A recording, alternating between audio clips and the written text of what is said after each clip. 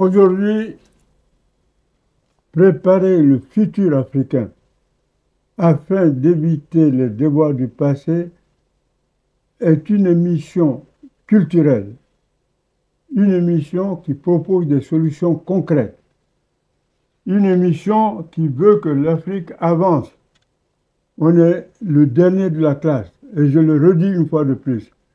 Nous sommes assis sur des puits de pétrole, sur des montagnes de diamants, sur des mines d'or, et nous n'avançons pas. Comment font les Asiatiques? Ils pensent avec leur propre tête, ils essayent de maîtriser la technologie, les sciences, les mathématiques, et ils avancent.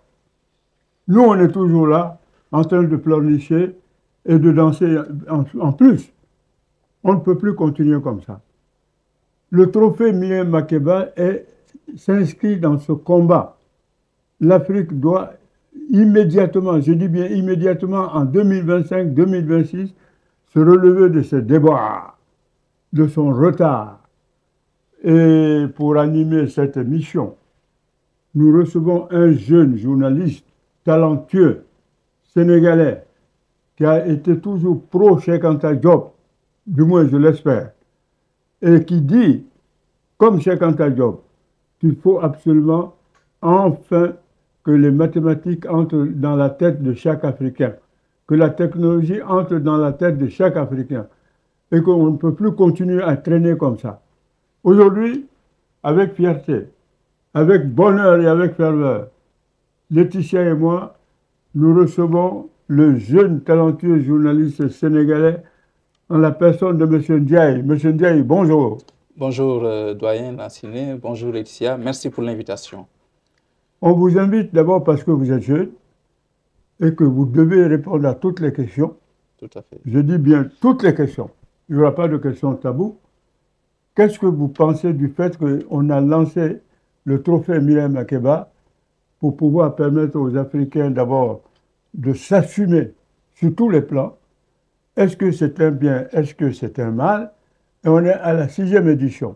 Vous, en tant que jeune Sénégalais, pro-Cheikh Anta Diop, qu'est-ce que vous en pensez sincèrement, étant donné déjà qu'on a même donné le trophée à Sonko?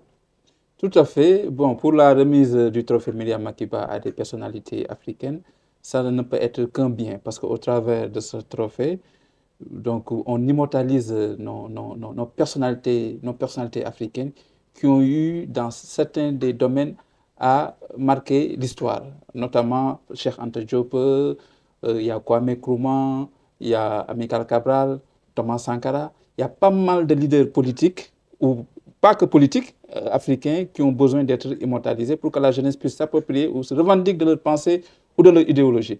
Donc c'est important et c'est l'occasion de vous remercier au travers de l'Union internationale des journalistes africains dont je suis membre parce que c'est la seule organisation aujourd'hui en Afrique qui regarde sur le rétroviseur et de faire vivre des personnalités. Vous savez maintenant avec la technologie on a tendance à oublier nos repères, nos personnalités. On a des modèles, mais aujourd'hui, le plus souvent, je me désole de le dire, l'Afrique, le continent africain, on a tendance à regarder des contre-valeurs, des contre-modèles. Et pourtant, on a nos propres modèles sur lesquels on doit s'appuyer pour pouvoir concrétiser le développement de l'Afrique. Mon cher ami, c'est une bonne introduction. Maintenant, une jeune fille, engagée elle aussi, toujours dans l'Union internationale des journalistes africains, mais surtout, elle est elle aussi pro-Cheikh Anta Diop. Pro Umniobé. Umniobé était un résistant camerounais qui a été fusillé par les colons du temps d'Aïdjo, ou avant Aïdjo, je crois. Oui, c'était dans cette période, en tout cas. Voilà. Elle va vous poser des questions. C'est tout à fait normal. Quand deux jeunes, un homme et une femme, se retrouvent sur le plateau, il est normal que la jeune fille présente et pose de bonnes questions. Laetitia pose des questions à notre ami, à notre invité. Merci beaucoup. Donc oui, les trophées Miriam Makeba dans la prochaine édition aura lieu le 17 janvier 2026. Met en lumière, comme vous l'avez dit, les personnalités qui ont marqué le continent par ses valeurs. Donc aujourd'hui, on va honorer Cheikh Anta Diop, puisqu'on en parle, Amilcar Cabral et Umniobé. Qu'est-ce que vous pouvez nous dire justement de ces personnalités-là et qu'est-ce que cela représente pour vous en tant que jeune journaliste, mais aussi porte-voix, j'ai l'impression, de la jeunesse pour représenter les valeurs que nous sommes aujourd'hui et vers ce nous devons nous continuer d'avancer. En fait, le dénominateur commun de ces trois personnalités dont vous venez de citer, c'était pour l'émergence de l'Afrique. C'était pour une réappropriation de l'histoire, de la conscience historique de l'Afrique. En ce qui concerne, par exemple, Cheikh Anta Diop, Cheikh Anta Diop, c'est une vision, c'est une œuvre, c'est des ouvrages.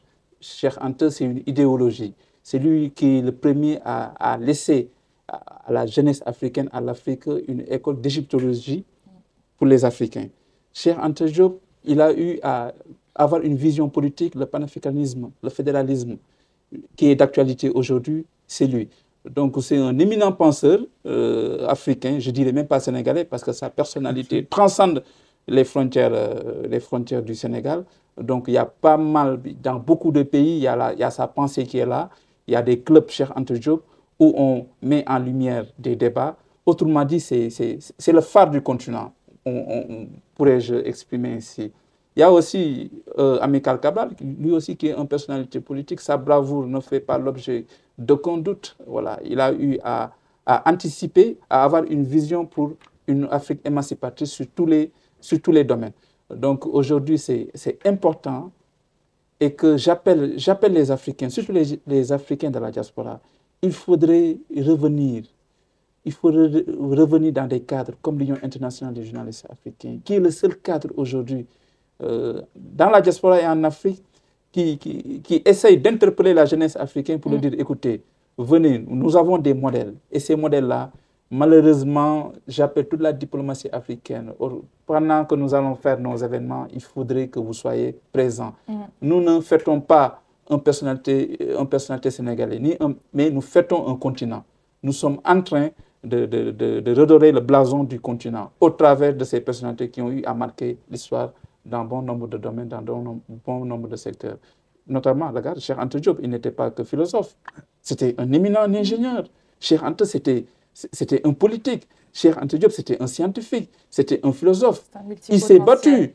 La jeunesse africaine a besoin de se voir en Cheikh Anta. Quand il a voulu présenter ses deux thèses d'État, il y avait un jury qui était là, on lui a mis les bâtons dans les roues. Il a pu le coucher sur un ouvrage qu'on appelle Nation nègre et culture. Voilà. Et à partir de cet ouvrage, il a su développer d'autres ouvrages pour dire aux Africains, et il le disait avec fierté. Et il ne s'est jamais perdu. Il ne s'est jamais perdu. Il a décomplexifié le savoir pour dire que nous aussi, notre continent, nous avons une histoire. Nous avons des savants, nous avons des savoirs. Il n'a jamais été un complexé vis-à-vis de la pensée européenne, vis-à-vis de l'idéologie européenne, de ce qu'il savait dire sur l'Afrique du point de vue historique. Mon cher ami, ça tombe bien. Nous avons donné, il y a 2 ans, le trophée Myriam Makeba à Ousmane Sonko. Tout à fait. Un garçon brillant qui s'est sacrifié à un moment dans les prisons. C'est-à-dire qu'il a été emprisonné injustement par Macky Sall. Tout à fait. Ce garçon a fait une sortie ce samedi. C'était samedi dernier. Tout à fait. Un meeting extraordinaire. Eh bien, je suis tellement content qu'on lui ait remis le trophée Myriam Makeba que je voulais te poser la question. Le fait que tous les Sénégalais, une fois de plus, soient sortis samedi, mais il y avait du monde pour dire Sonko, Sonko, Sonko.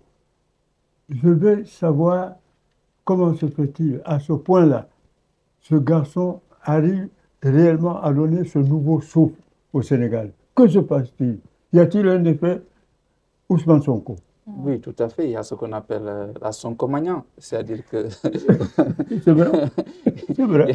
Il y a la Sonkomania. Autrement dit, Sonko, qu'on l'aime ou qu'on ne l'aime pas, c'est un tribun. Oui. Voilà, il sait ameuter la foule. Il se revendique de quelqu'un qui est si proche de la jeunesse, de la population sénégalaise. Ensuite, il a eu à marquer par son courage politique, à interpeller les jeunes sur des questions liées au développement de l'Afrique. Pas qu'au Sénégal. Sonko, aujourd'hui, vous partez en Afrique, partout il y a des répliques de son parti. Absolument. Par exemple, quand vous partez aux Comores, avec notre ami avocat, il y a le PACTEF. Ouais. Les gens essaient de faire une réplique de sa formation politique pour dire que il faut croire aux urnes. Il faut croire à la puissance, à la magie de la démocratie, qu'il faut lutter. Je me rappelle quand Sonko, vous avez voulu le désigner comme récipiendaire du trophée Myriam Makeba, il était dans les liens de détention. Il était même inconnu. C'est dans les liens de détention qu'on avait décidé de lui donner le trophée. Parce qu'il avait une vision. Pour revenir sur la journée du 8, la journée du 8 n'était rien d'autre que parce que Sonko, 48 heures avant, il avait pris ce qu'on appelle un congé à la station primatoriale pour porter arborer la casquette d'un politicien chef de parti. Il avait besoin de communier avec les militants pour leur rappeler sa vision, sa gouvernance, au moment où beaucoup de Sénégalais pensent que voilà, la mayonnaise ne va pas prendre. Mais puisque le défunt régime Macky Sall se sont versés dans ce qu'on appelle la prévarication des deniers publics, tout ça, c'était très compliqué de pouvoir arriver au pouvoir et changer la donne. Il avait besoin de communier et lors de son discours, il a interpellé la jeunesse pour leur dire qu'il y aura des sacrifices à faire, peut-être d'ici 2 ans ou 3 ans. Le temps de normaliser l'administration sénégalaise, le temps de faire ce qu'on appelle les audits, le temps de voir qu'est-ce qui peut se faire et parce que la malgouvernance, les forfaitures économiques, financières dépassent même l'entendement. Et il y avait récemment le représentant de FMI, voilà, qui a conforté Sonko, l'idée selon laquelle il y a une dette cachée, que nous sommes amenés à payer. Mais pour revenir sur la journée du 8, c'était juste une journée où Sonko interpellait ses militants, interpellait les patriotes, les sympathisants, pour leur dire il faut croire à ce projet. La mayonnaise va prendre. Maintenant, ce qu'il faudrait faire, c'est un langage de vérité. Il faut faire des sacrifices, peut-être d'ici 1 an ou 2 ans, ça va être très compliqué, mais nous allons voir le bout du tunnel.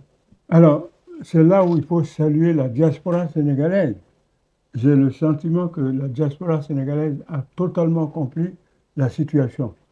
La situation internationale, elle est difficile. Vous avez vu toutes ces guerres. Trump, Poutine, des gens qui sont totalement fous. Ça, ce n'est pas des dirigeants, hein, c'est des fous. Ils font la politique de tête brûlée. C'est-à-dire que pour eux, c'est au lieu de faire des Mandela, de faire ce qu'on appelle Mahatma Gandhi, pour eux, c'est le fusil. Il faut tuer. C'est très grave. Et c'est pourquoi je dis, nous devons donner des conseils de sagesse à Ousmane Sonko. Dans ce monde très difficile, d'abord, je salue le fait qu'une fois Premier ministre, il a pris son bâton de pèlerin. Il est allé voir tous les pays limitrophes en disant, écoutez, il y a vos politiques, mais il y a le continent. Trouvons ce qu'on appelle un terrain d'entente pour que le continent avance. Tout à fait. Et c'est dans ce cadre précis que nous disons à l'Union africaine de faire en sorte que Ousmane Sonko, porteur de messages de paix, Ousmane Sonko n'est pas un incendiaire. Tout à fait. Ce n'est pas un va-t-en-guerre. Donc on l'invite à l'Union africaine pour qu'il donne le message de la jeunesse, le message du développement économique. Et puis je vais vous dire quelque chose.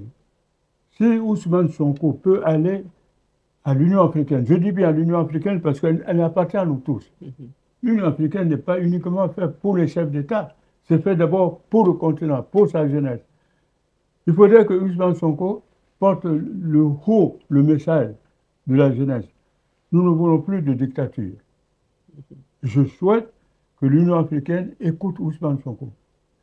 Nous ne voulons plus ces vieux-là qui se cramponnent au pouvoir. Mais c'est la vérité. Tout à fait. Qui se cramponnent au pouvoir indéfiniment. Certains ont fait 30 ans, 40 ans de pouvoir. Ils n'ont rien fait. Ils n'ont pas consolidé l'unité nationale et encore moins l'unité continentale. J'espère que Ousmane Sonko ira, en brave garçon, à l'Union africaine, dire vous êtes nos aînés. Nous vous respectons. Vous avez fait ce que vous pouviez faire, mais le monde a changé. Permettez-nous de redonner ce que j'appelle un nouveau souffle à l'Union africaine. Est-ce qu'on peut le faire? Est-ce qu'on peut le proposer? Mais bien sûr, j'ose espérer que Ousmane Sonko va le faire parce que ça s'inscrit dans la ligne droite de ce qu'il prônait quand il était opposant. Parce que lui, les institutions africaines, il l'a compris ainsi. Il disait toujours que les institutions africaines doivent être des institutions où le peuple africain s'y retrouve. Pas une institution de chef d'État, pas une institution purement du point de vue bureaucratique, tout ça. Il faut que l'Union africaine, telle que toutes les institutions en Afrique, la CEDEAO, que la CEDEAO ne puisse pas être la CEDEAO des chefs d'État, mais la CEDEAO des peuples. Donc, il a toujours théorisé. Et il a une vision pour l'Afrique, pas que pour le Sénégal. Absolument. Et qui s'inscrit aussi dans la pensée des Cheikh Anta Diop, tout ça, parce que c'est un politicien, sa vision, son inspiration, il l'a au travers de ce qu'on appelle la vision de Cheikh Anta, tout ça. Donc, moi, je pense que Ousmane Sonko, voilà, il a une politique panafricaine, pas que seulement circonscrite autour du Sénégal ou bien autour d'un espace qu'on appelle la CEDEAO, tout ça. Je ne le pense pas. Et je pense que le jour où, en interne, il va régler certains problèmes liés à la gouvernance politique, économique, financière, revoir l'orientation économique de notre pays, je pense qu'il va s'attaquer sur le plan continental sur les institutions. Avant de passer la parole à Laetitia qui va te poser quelques questions, on arrive de Côte d'Ivoire. On voit que le président Ouattara a été réélu. Bien. Ce que nous souhaiterions, que Ousmane Sonko, si jamais il était invité à l'investiture, parce que l'investiture est prévue pour le 8 décembre prochain, que si Ousmane Sonko est invité, qu'il aille voir en privé son aîné Ouattara et lui dit, vous êtes mon aîné, vous êtes un économiste éclairé, vous êtes un bâtisseur. Et c'est vrai, Laetitia peut témoigner, nous nous sommes promenés dans Abidjan. Abidjan est devenu une ville moderne, vrai ou faux? Donc, il doit dire en privé à son aîné Ouattara, faites comme moi, ou mieux que moi. Prenez votre bâton de pèlerin, sillonnez les pays limitrophes. Mali, Niger, Burkina Faso, allez les voir. Leur dire, écoutez, nous devons travailler ensemble parce que il faudrait que tu saches que les djihadistes, je suis musulman, tu es musulman, mais les djihadistes aujourd'hui tuent, mais alors de manière totalement barbare, sauvage. Ils tuent les gens du Niger, les gens du Mali, les gens du Burkina Faso. Donc, il faut que Ouattara aille voir ses frères en leur disant, les djihadistes sont en train... Parce que si les djihadistes gagnent le Mali, le Sénégal ne sera pas épargné. La Guinée ne sera plus épargnée. La Côte d'Ivoire ne sera plus épargnée. Donc, quand Ousmane Sonko va dire à Ouattara d'aller voir justement les chefs d'État du Sahel et autres, leur dire, écoutez, faisons la paix et trouvons une solution pour pouvoir lutter ensemble contre les djihadistes. C'est le rôle de Ouattara de faire ce que Ousmane Sonko a commencé et de faire mieux que Ousmane Sonko. De ce point de vue, entre vous et moi, entre toi, Laetitia et moi, est-ce que ça, c'est aller loin dans les propositions que nous faisons? C'est facile. Ouattara est réélu, il faut bien un nouveau projet, une nouvelle conduite, une nouvelle vision. Est-ce qu'on est d'accord ou pas? Sans te mêler de la politique politicienne. Tout à fait. En fait, Alassane Ouattara, c'est le doyen des chefs d'État en Afrique.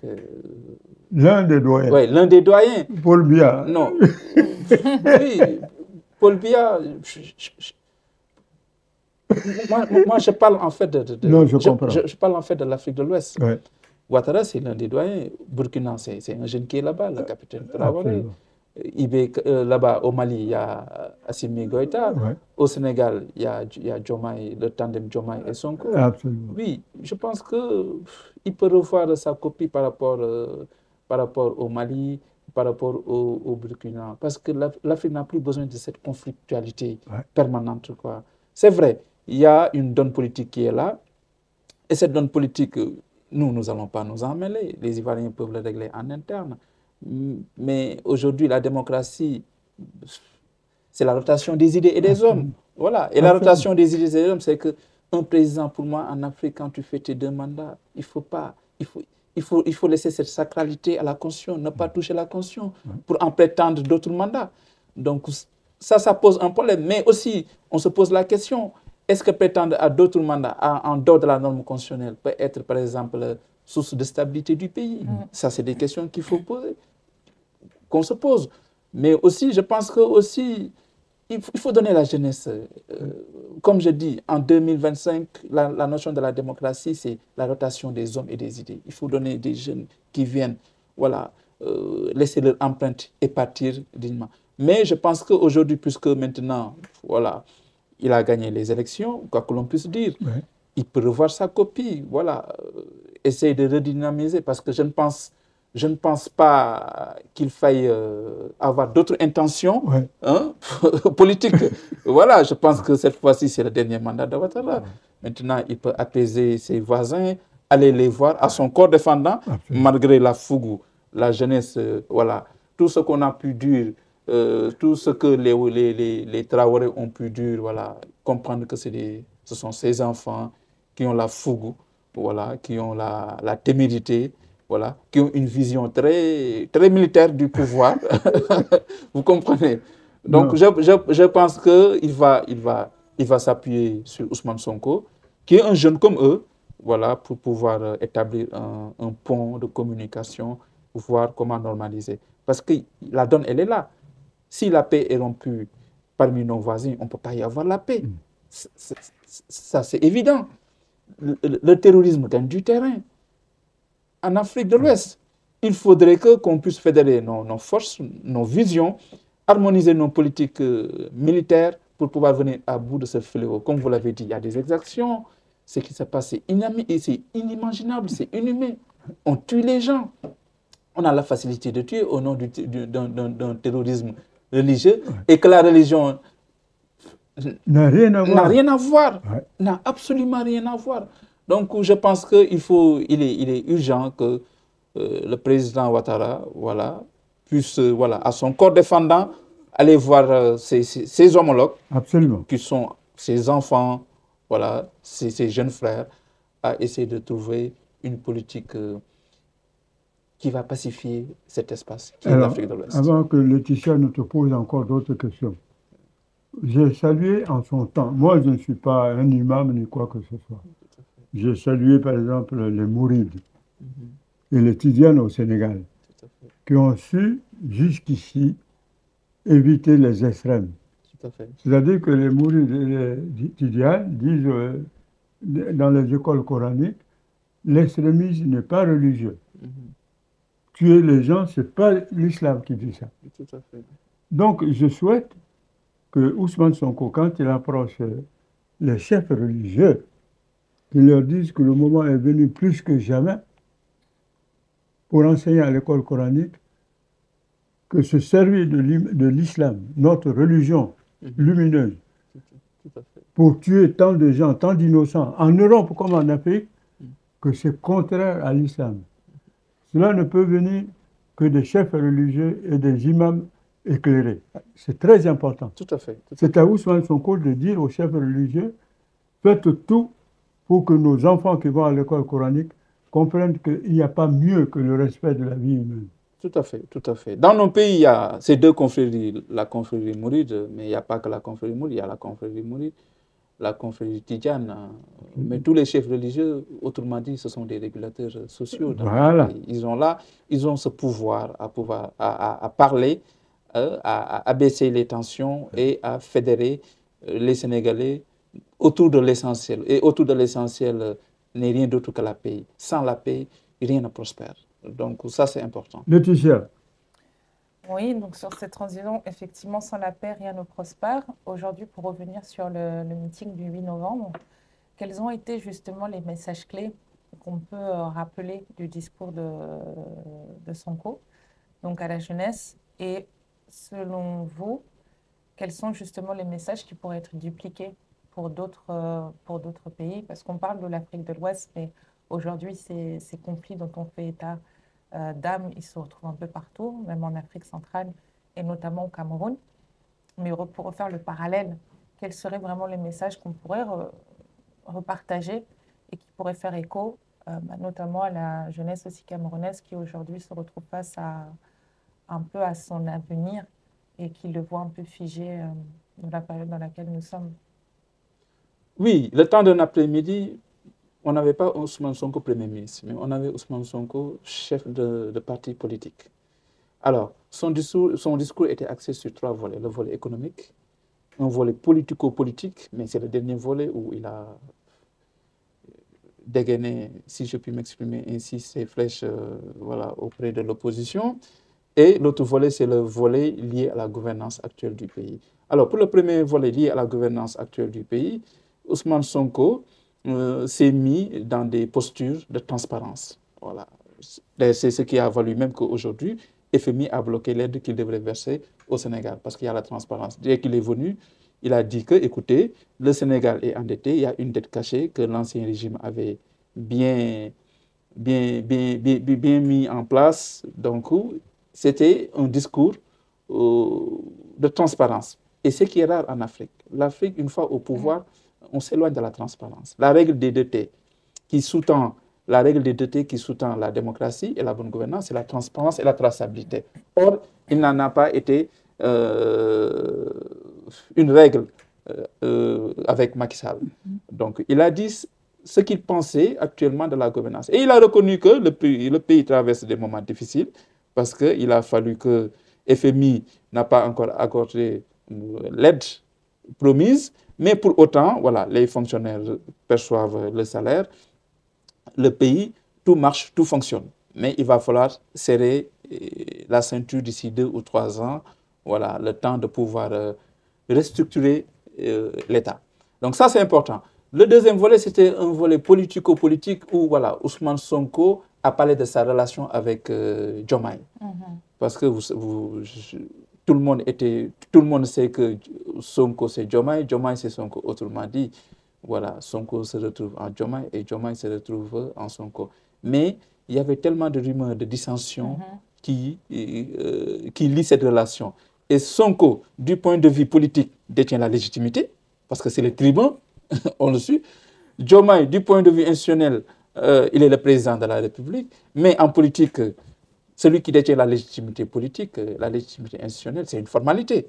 Il a voulu montrer à la jeunesse, il a voulu montrer à l'opposition qu'il est toujours le maître du jeu. Le maître du jeu avec JE et le maître du jeu avec GEU. Voilà. Il a toujours... Voilà. Donc c'était une démonstration de force où il a mobilisé, vous avez vu ce monde. Voilà. Sonko, c'est un tribun, il est éloquent, il sait ameuter les foules, il sait... Sur le plan politico-politique, il a un appareil, il a une organisation, il a une force de frappe. Et ce qu'on a appris, c'est que ce jour-là, on a appris sur le plan politique qu'il y avait des opposants, mais il n'y avait pas une opposition en face de Sonko. Il y a des opposants qui sont là, mais il n'y a pas cette dynamique d'opposition qui peut renverser actuellement la donne. Et sur la gouvernance, il a parlé de la justice, que le système, il est là. Ce qu'il appelle le système, il l'a défini, c'est-à-dire que c'est les mêmes pratiques aux antipodes de la gouvernance, aux antipodes de tout ce qui concourt à consolider la démocratie, à la transparence, à la traçabilité. Que dans la justice, il y a certaines pratiques qui ne sont pas du tout justes. Voilà.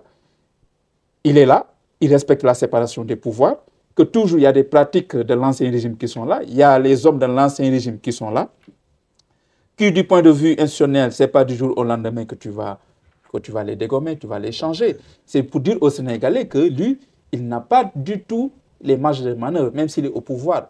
Il ne veut pas être, par exemple, ce politicien qui accède au pouvoir, qui va s'accaparer de la justice, qui n'a que faire de l'exécutif, qui n'a que faire du judiciaire. Voilà, il respecte le fonctionnement de la séparation des pouvoirs, mais il a voulu dire à la jeunesse africaine, écoutez, à la jeunesse sénégalaise, ce qui en est actuellement, l'état des lieux. Et je vais vous dire l'état des lieux. Je vais vous dire ce qui se passe. C'est une façon de dire que pour l'instant, il n'a pas la mainmise totale pour pouvoir renverser la donne. Et que peut-être... Mais du coup, est-ce que, donc, saluer la transparence, c'est énorme, hein, parce que très peu le font, et voire c'est même très rare de le voir.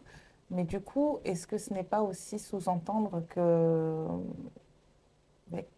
qu'il n'a pas, enfin, comme vous l'avez dit, il n'a pas la main mise, donc à un changement ne viendra pas de sa part. En fait, c'est un peu ça l'interrogation.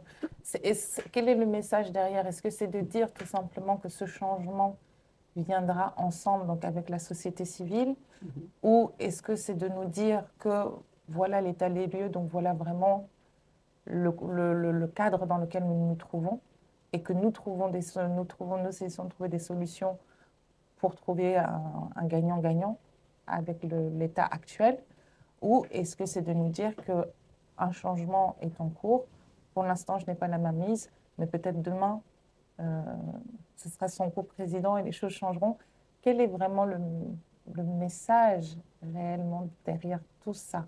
Mais le message de tout ça, c'était d'informer les sympathisants et les militants de son parti pour leur expliquer la situation. Pourquoi? Je donne juste un exemple. Par exemple, il y a ce qu'on appelle les prisonniers politiques.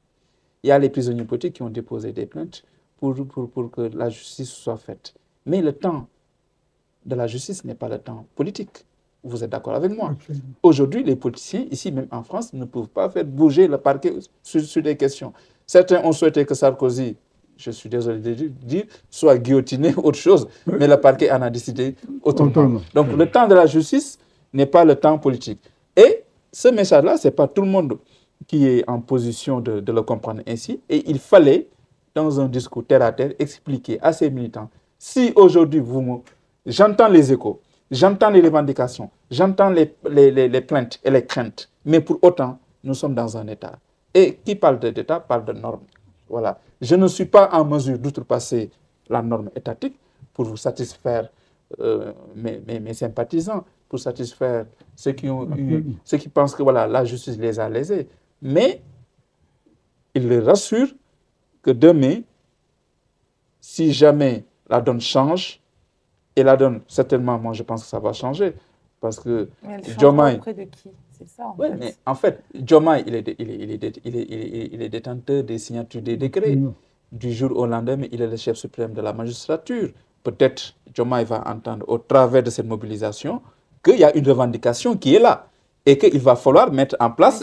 Diomaye, c'est Sonko et Sonko, c'est Diomaye. Tout à fait. Ouais. Donc, mais ça, il faut relativiser. Non, ça, il faut relativiser. Est-ce que ça veut dire qu'il faut attendre? Non, mais en fait, quand on dit que Diomaye c'est Sonko et que Sonko c'est Diomaye, Sonko l'a dit lors de son discours, ils ne sont pas en phase sur tout. Et c'est normal. Même dans votre propre maison, avec ta femme, tu peux ne pas être en phase sur tout. Voilà. Par exemple... je mange à Tchéké, moi je préfère mon tchébouyoun, ça ne veut pas dire que nous ne nous aimons pas. Vous êtes d'accord avec moi? Donc, tout à fait. Donc, il y a des dissensions et c'est normal. Gérer un pays, vous pouvez avoir des visions et voilà, votre Premier ministre, lui aussi peut avoir des visions. Et l'histoire du Sénégal a toujours été rythmée par ça. Tous les premiers ministres et le président, à un moment donné de l'histoire politique, il y a eu des dissensions. Wade l'a fait avec Idriss Seck. Wade l'a fait avec Macky Sall. Si Wade n'avait pas viré Macky Sall de l'Assemblée nationale, Macky Sall ne serait jamais président. Voilà. Donc, Abdou Diouf l'a fait avec Habib Thiam. Macky Sall l'a fait avec Amadou Ba. Voilà. Donc est-ce que ce meeting, c'était quand même un prémisse de nous dire que prochaines élections... Pas un premier ministre, un chef de parti. Un chef de parti. Non, je veux dire les prémices plutôt donc pour les prochaines élections au Sénégal, d'avoir... Ousmane Sonko en candidat à la présidentielle? Et une façon de dire que peut-être que je ne saurais faire de la météo politique ou définir le sexe des anges, parce que mais je sais que Ousmane Sonko a ses ambitions. S'il n'y avait pas cet emprisonnement, s'il n'était pas écarté sur les listes, les sympathisants et les patriotes se retrouvent à la personne de Ousmane Sonko. Je donne juste un exemple. Si demain, Diomaye, qui a les atouts et les atouts de l'État, s'invite à vouloir organiser une telle manifestation, je ne pense pas autant de monde va se présenter pour avoir cette tension populaire. Vous comprenez ce que je veux dire? Mais je sais que Ousmane Sonko, son ambition n'a jamais été d'occuper une station prématoriale. Son ambition, c'est d'être un président de la République. Et peut-être d'ici 5 ans, voilà, il y aura un changement. un changement à la Medvedev et de Poutine, peut-être, mais sous une démocratie tropicalisée. Alors, j'espère que les deux hommes, Ousmane Sonko et notre ami Faye, en tant que jeunes leaders, portant un très grand message, qui ne commettront pas l'erreur de ne pas s'entendre sur l'essentiel. Il faut absolument qu'ils mettent les égos de côté, qu'ils se parlent.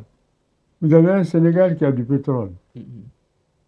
Même si le Fonds monétaire international essaye aujourd'hui de ne pas, si tu veux, valider certains projets. C'est le droit du Fonds monétaire international. Rien que par la gestion du pétrole, le Sénégal peut s'en sortir, peut tenir. Rien que par la bonne gestion du pétrole que vous avez. Rien que ça, je souhaite que les deux hommes politiques actuels au pouvoir s'entendent sur l'essentiel. Parce que moi qui vous parle, je n'ai jamais été ni ministre, ni ambassadeur, et encore moins président de la République. Je ne suis pas malheureux. Je pense qu'il faut que chacun de vous comprenne ça. Ce n'est pas ce qu'un homme politique peut prétendre qui compte, c'est ce que vous, société civile, même si vous n'êtes pas homme politique, c'est ce que vous apportez au continent. Et Dieu a voulu que les deux hommes-là soient publicités, comme on dit, soient propulsés par le pouvoir populaire. C'est-à-dire le peuple sénégalais a dit, nous voulons ces deux hommes. Alors il faut qu'ils mettent de côté les égos et qu'ils s'entendent sur l'essentiel pour donner une bonne image à la fois de leur passage au pouvoir et du Sénégal. Le problème, il est là. Ensuite, mon cher ami, la coopération internationale avec les institutions internationales exige ce que j'appelle beaucoup de rigueur. Que ce soit le Fonds monétaire international, la Banque mondiale. Il faut savoir coopérer avec ces institutions avec rigueur. Et quand on présente un projet au Fonds monétaire international, il faut dire au Fonds monétaire international, vous devez par exemple financer ça, parce que ça peut apporter ça au Sénégal, ça peut apporter ça naturellement aux populations et à sa jeunesse.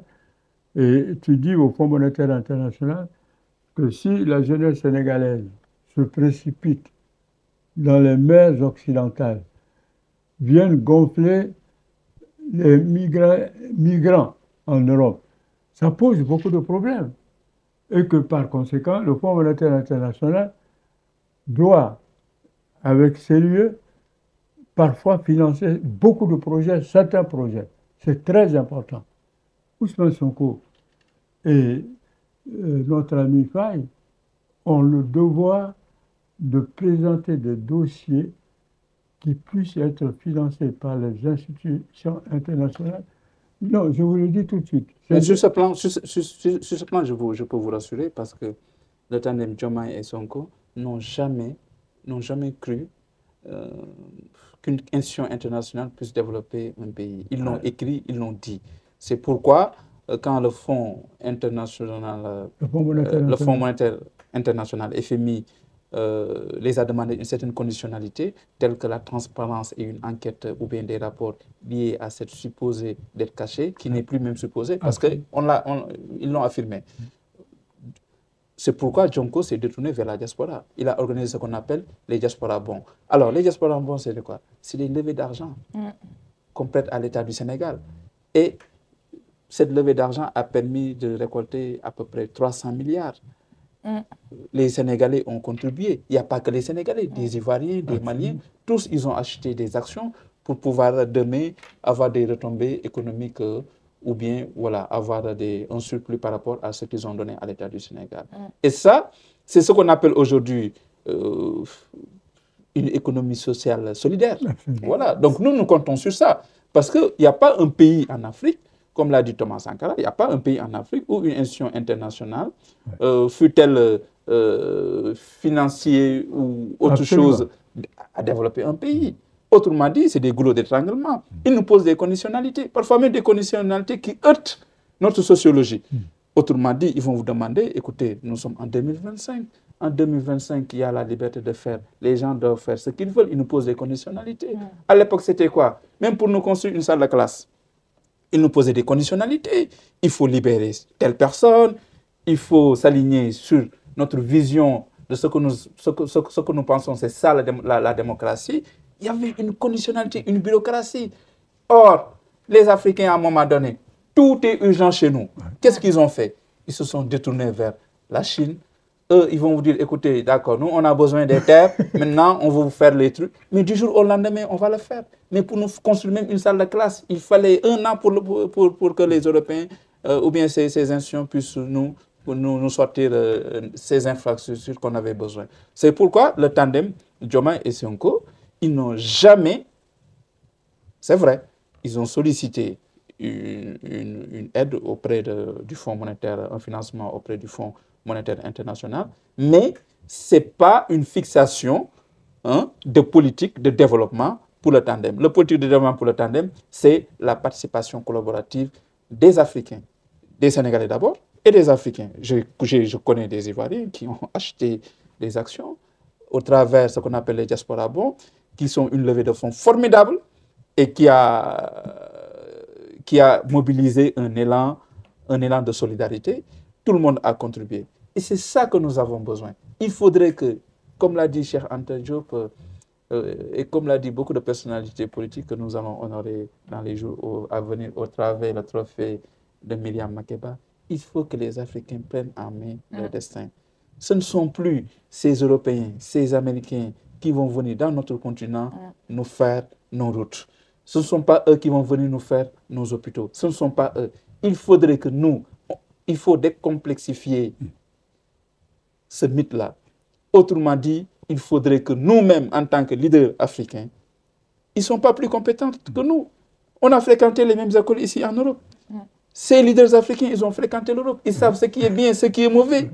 Ils savent à quoi servent les routes, à quoi servent les hôpitaux, à quoi servent l'école.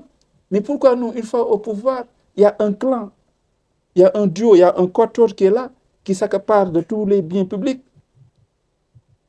pour se jouir, bénéficier des atouts et les atouts de l'État. C'est inadmissible. Aujourd'hui, il faut avoir une politique de répartition. Cette répartition sociale, c'est ça que nous demandons. Et cet élan de solidarité. Et que chacun met la main dans la poche pour pouvoir contribuer au développement de l'Afrique. Et le tandem Sonko et Diomaye, ils sont dans cette dynamique. Pour autant, le FMI n'est pas la première institution sur laquelle il faut compter pour développer le Sénégal. Ça, je peux vous le dire. Et c'est clair, très clair. Maintenant, il faut ce que j'appelle la monnaie. La politique de souveraineté passe par des monnaies fortes, que ce soit une monnaie panafricaine ou que ce soit une monnaie locale. Et c'est là où nous aimerions entendre la jeunesse. Et la jeunesse a toujours dit qu'il faut quitter le franc CFA. Beaucoup de jeunes à l'époque. Et en même temps, nous savons que pour créer une monnaie, il faut des spécialistes. Tout à fait. Il ne faut pas créer ce qu'on appelle des monnaies de singe. C'est-à-dire que tu crées la monnaie, ça ne sert à rien. Il faut que ce soit des monnaies de développement. Et toi, en tant que jeune Sénégalais, très informé, est-ce que cette possibilité de créer une monnaie nationale crédible ou panafricaine crédible, est-ce que c'est possible aujourd'hui, à la fin de 2025, début 2026? Alors, moi, je ne pense pas qu'avoir une monnaie commune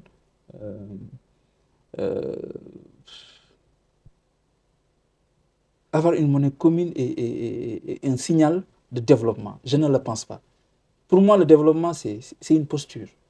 C'est une idéologie, c'est une vision. On a beau avoir les monnaies que nous allons voir, mais si on se verse toujours dans la malgouvernance, ça ne développera jamais l'Afrique.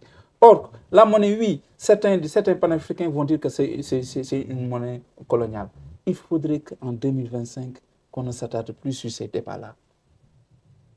Ce qui a été fait est déjà fait. Ce qui a été dit a été déjà dit. Il faut qu'on regarde vers l'avenir. Et regarder vers l'avenir, la question de la monnaie, j'ai écouté, j'ai lu beaucoup d'économistes, c'est très complexe. C'est très complexe à mettre en place. Et le résultat escompté, il n'y a pas une étude scientifique qui va nous permettre de dire que voilà, on va aboutir à ça. Moi, je pense que nous, ce qu'on a besoin, on a besoin d'un formatage de l'élite africaine sur la bonne gouvernance, sur la démocratie. C'est ça qu'on a besoin. On a beau avoir la monnaie qu'on veut, mais si on n'a pas les pratiques citoyennes, civiques, mais ça ne servira à rien. Absolument rien du tout.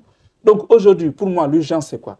L'urgence, c'est qu'il nous faut une vision panafricaine qui transcende nos pays.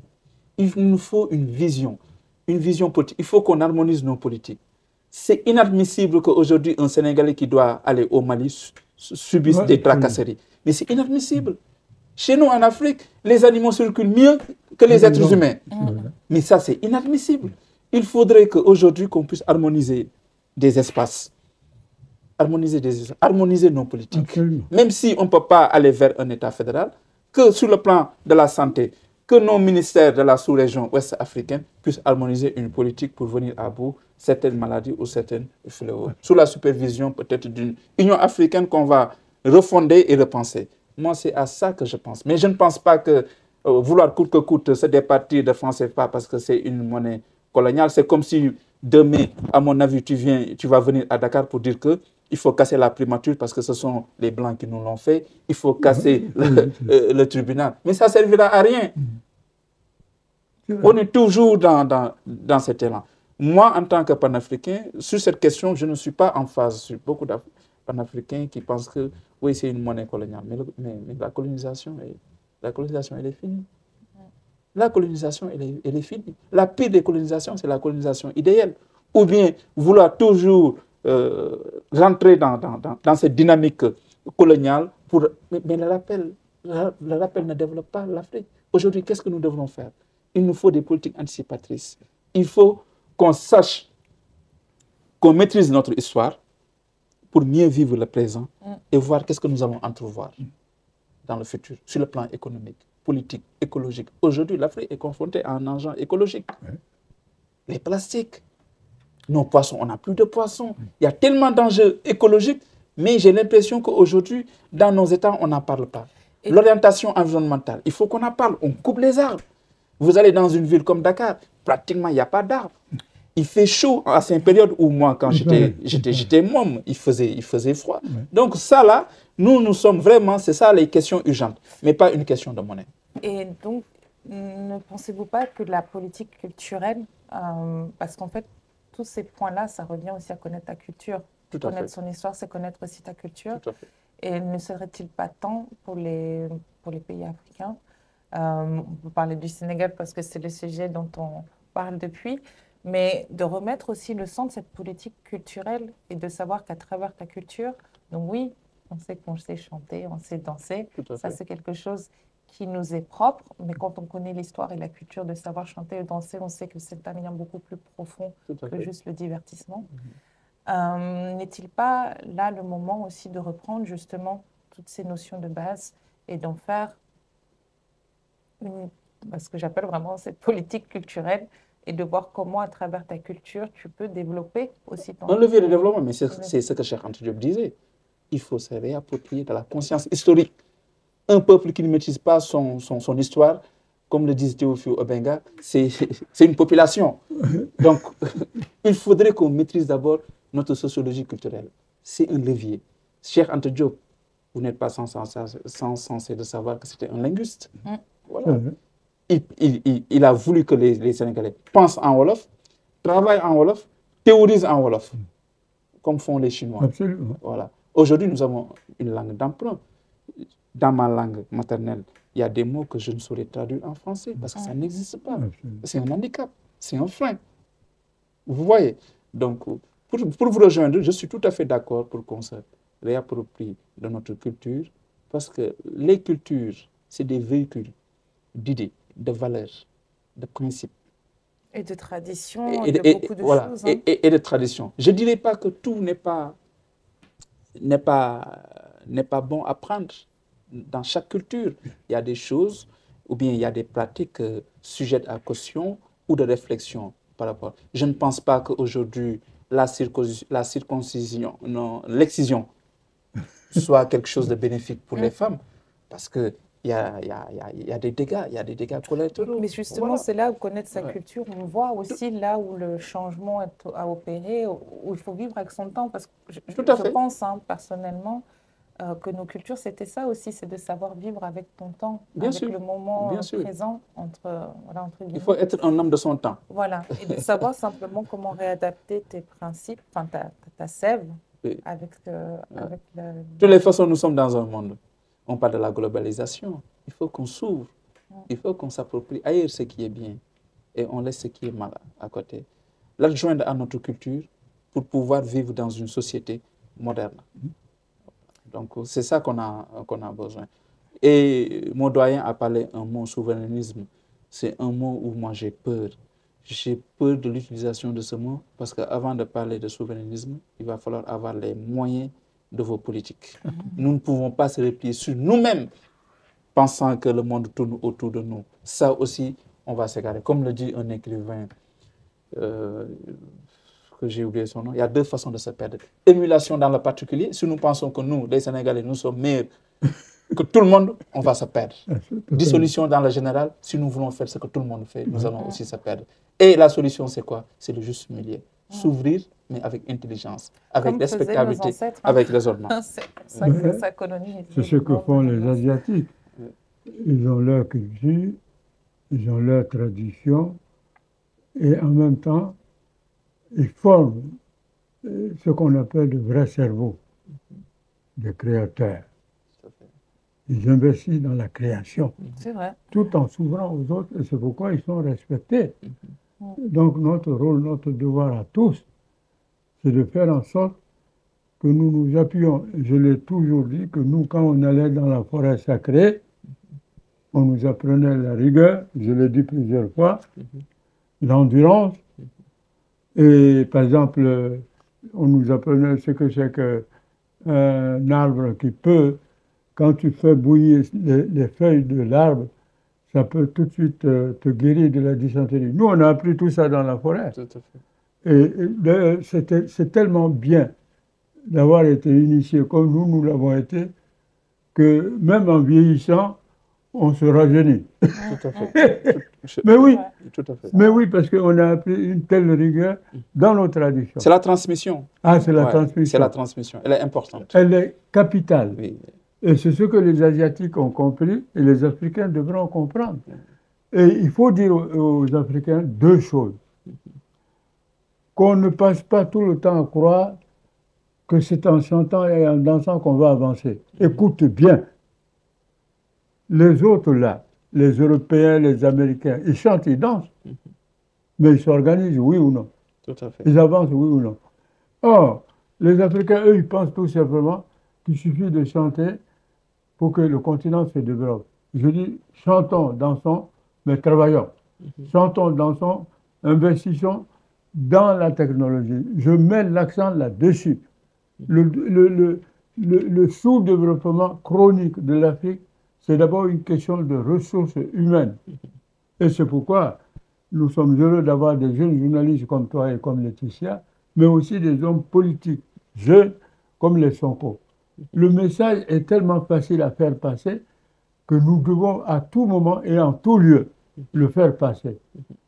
Nous devons africaniser la technologie, africaniser les sciences, C'est la pensée africaniser les mathématiques. Tout à fait. C'est très important. Tout à fait. Et en même temps, on peut danser. Ouais.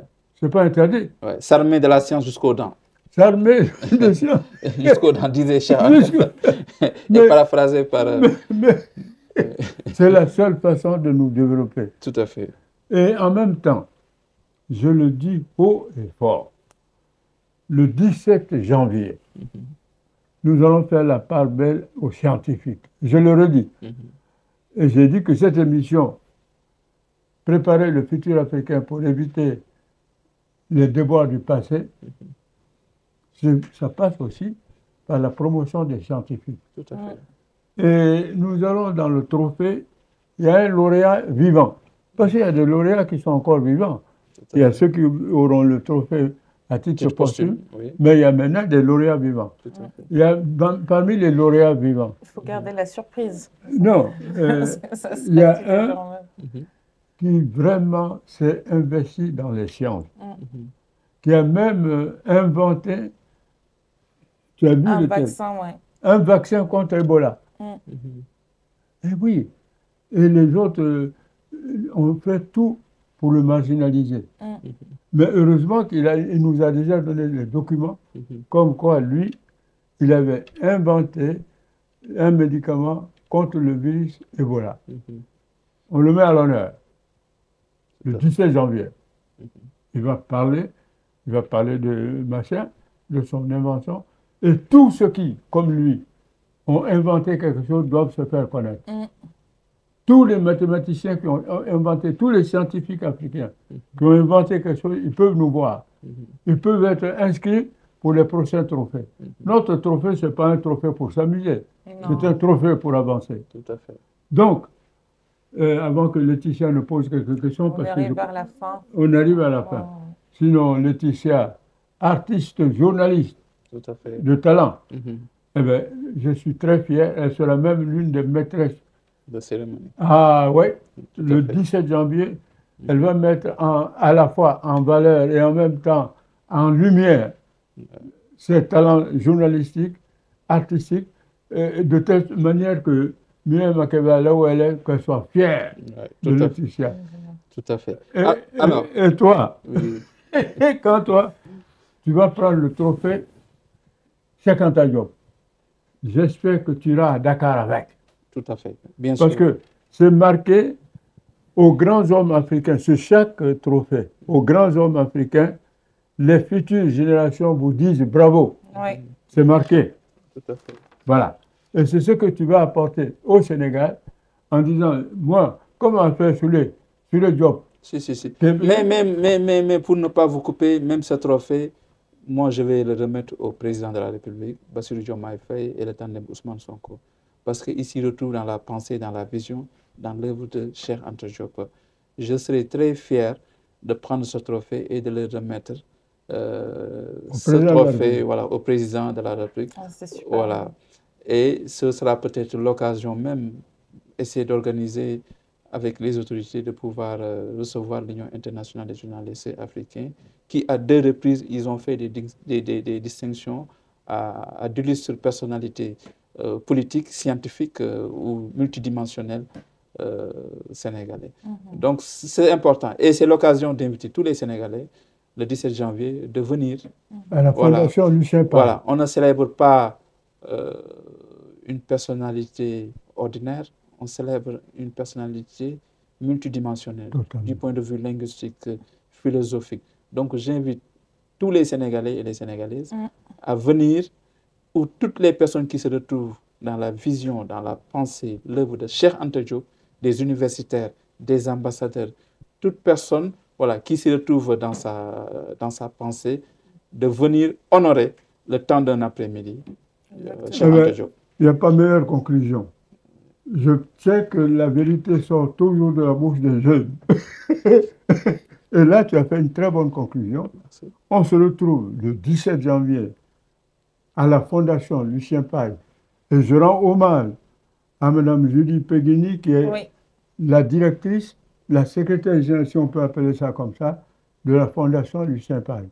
Je lui rends hommage parce qu'elle rend beaucoup de services aux étudiants africains qui habitent la maison Lucien Page actuellement. Donc, ces étudiants aussi, nous les saluons. Nous leur disons, l'avenir c'est beau. Faites du continent quelque chose de bien. Tout à fait. Voilà. Donc, nous arrivons à la fin de cette émission qui, j'espère, sera diffusée rapidement par nos services techniques. En tout cas, merci beaucoup. 17 janvier, Fondation Lucien Page, avec la jeunesse, avec des Sénégalais, des Maliens, des Camerounais, avec tous les panafricanistes qui veulent que l'Afrique en 2026, enfin, aille de l'avant. Et Merci. venez découvrir le talent d'une dame multidimensionnelle, journaliste, artistique, du nom de Laetitia, Voilà. Merci. Donc venez, le temps d'un après-midi, C'est ça.